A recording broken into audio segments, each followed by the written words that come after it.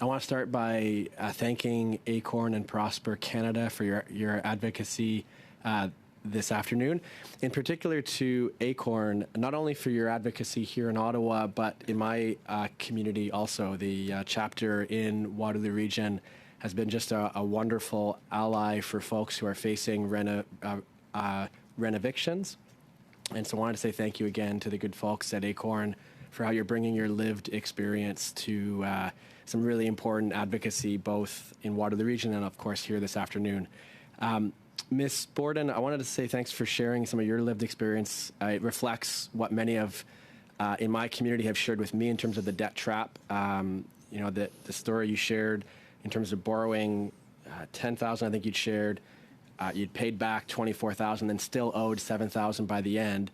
I think speaks to the real injustice of the issue that is meant to be addressed by this change to reduce these predatory interest rates down to 35%. Certainly a step in the right direction. My questions for Ms. Jam, specifically with respect to the association representing lenders who started this letter writing campaign. My office has received 2 of these letters.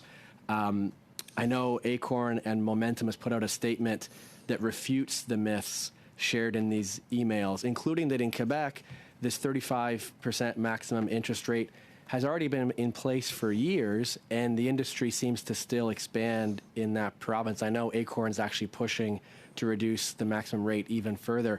But I wonder if, Ms. Jam, in like a minute or so, if you could summarize the myths that Acorn has dispelled to help folks to make sense of some of the emails that we're receiving.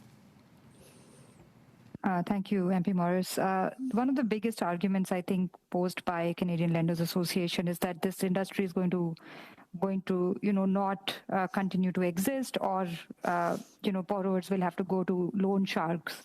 But we've maintained that, like you said, in Quebec, the interest rate is already capped at 35%. Yet, Go Easy, Canada's one of the biggest installment lenders, boasts to its investors that they are going to expand much more and more in Quebec and other urban markets. So if they were incurring a loss, or if they were, it was really affecting their profit margins, why would they go to Quebec and expand further in Quebec?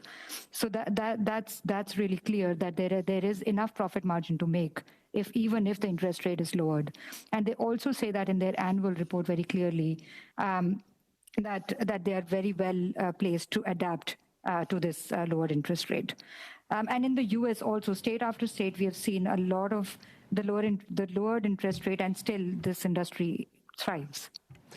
Thank you, Ms. Jam. I'll also really appreciate that Acorn has shared concerns about the loopholes in draft regulations, specifically loopholes for pawn loans and commercial loans. And I think this is a really important time to be sharing those concerns so that those regulations might be amended and improved upon. I've got about a minute or so left. Could you share in that last minute more to kind of summarize those concerns of how Acorn would like to see these draft regulations improved, so that experience that Ms. Borden shared earlier, like that's the actual intent, is to ensure that doesn't happen to folks in my community and others across the country. Can you share briefly how you'd like to see these regulations improved to get rid of these loopholes? Sure, thank you. We're mostly in agreement with the draft regulations, except the fact that there was an exemption specifically mentioned with respect to pawn loans, for which the amount is equivalent to $1,500 or probably $1,000 as far as I remember, or lower. And we spoke to a lot of Acorn members about this issue, and we know that a lot of people, again, who have pawned their gold or whatever, have never been able to get it back because of the predatory criminal interest rate that pawn loans carry. So it's the same argument that pawn loans should be regulated in the same way as we are furthering as the government further lowers the criminal interest rate. Pawn loans should not be exempt. Thank you.